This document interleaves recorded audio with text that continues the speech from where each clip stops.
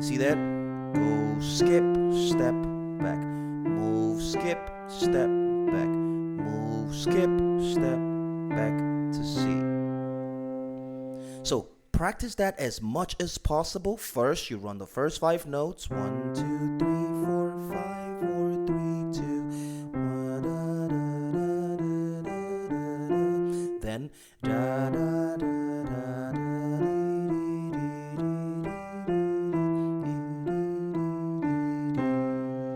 Hey guys, welcome back to Easy Keys Piano Tutorial. In today's video, we're going to be continuing our series lesson number 3 in the Easy Keys Basics tutorials.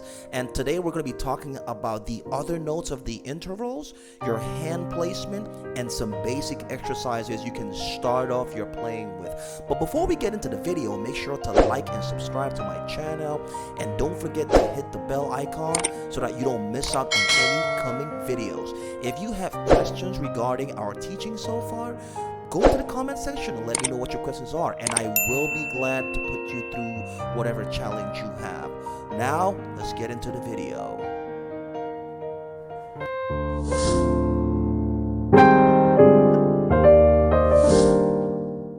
Now, in our previous lesson, we talked about identifying the black notes through the white notes, and we referred to the black notes as accidentals in sharps and flats as categories, and we talked about intervals. We talked about intervals as being the distance between one note and another note. And a viewer in the comment section had asked a very important question. He asked if E had sharps, or if E had a sharp, and if F had a flat, and if B had a sharp, or if C had a flat. And I quickly responded to him, letting him know that all the notes on the piano or the keyboard can be sharpened or flattened irrespective of the colors. It doesn't matter if they are white or black notes. They all can be sharpened by moving in half steps, okay? Or flattened by moving back in half steps too.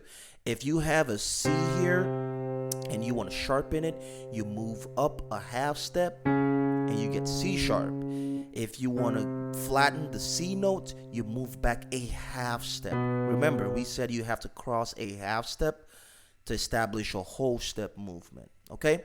So you have to go through B to get to B flat, and from C to B flat, moving backwards would be a whole movement, okay?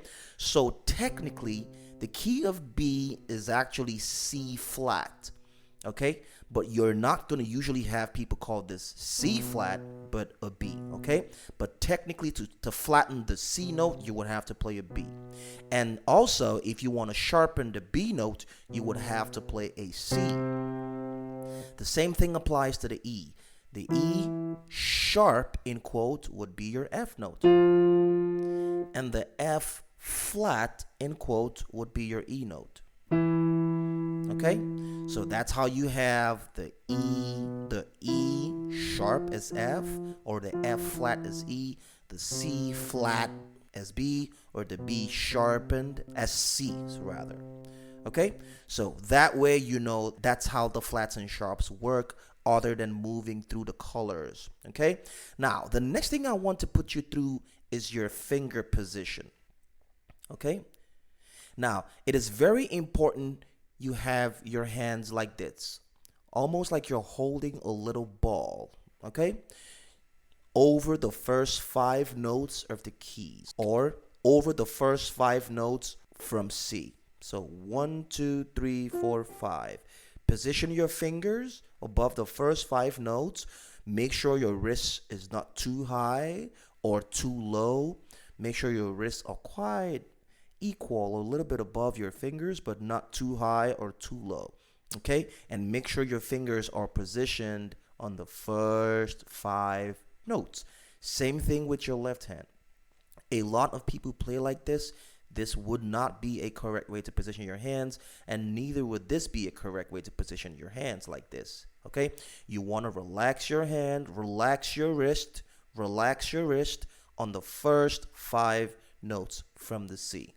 Okay, now that's your basic finger position, and I like to call these finger positions the home notes. Okay, your home finger positions, your home finger positions. Okay, now after putting your first fingers on the first 5 notes, you want to run all the notes from C up to G and backwards, and there you have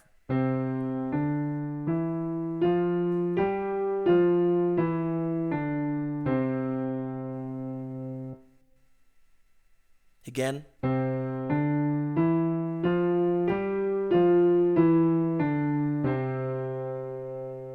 Now, after doing that, it's very important that you understand that each of these fingers have numbers.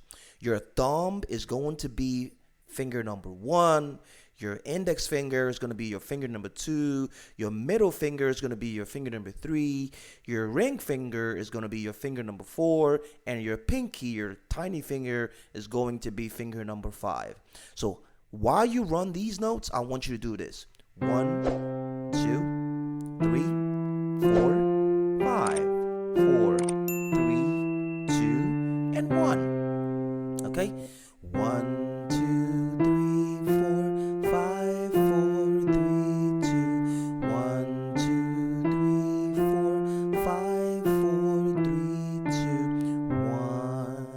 1. Now, it's very important you do this as much as possible, because you're not just playing the notes, you're also training your fingers. Your fingers have muscles in them, so the more you play these notes back and forth, you develop muscle memory and you sound even better when you play the notes.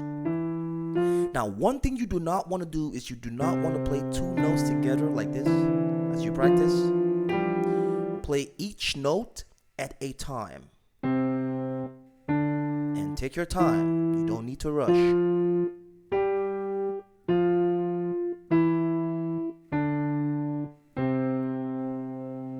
Another thing you can do is you can progress in 2 steps from the root note. So you're going to go.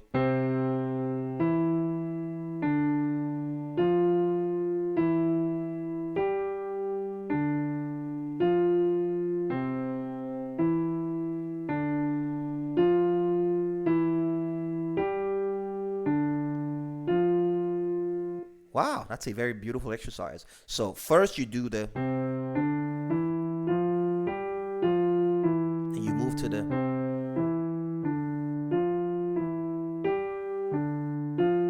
now the final exercise I'm going to give to you is going up in skips and coming back in steps. So it's going to be,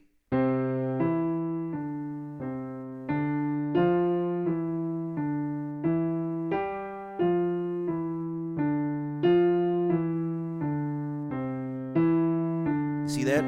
Go skip, step, back. Move, skip, step, back. Move, skip, step, back to C. So practice that as much as possible. First, you run the first 5 notes. 1, 2, 3, 4, 5, 4, 3, 2. 1, da, da, da, da, da, da, da. Then da da da da da.